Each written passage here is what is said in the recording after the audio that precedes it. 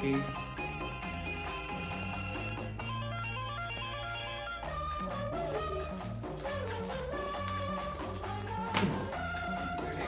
ಕನ್ನಡ ಪಾಠವನ್ನು ಮುಗಿಸೋಕೆ ನನಗೂ ಬೇಜಾರಾಗ್ತಿದೆ.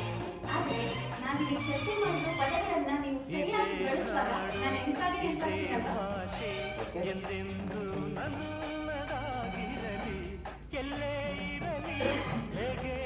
Ready, rolling.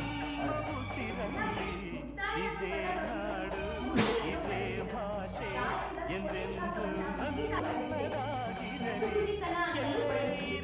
ಸರಿ, ಎಲ್ಲರೂ ಕೇಳಿ.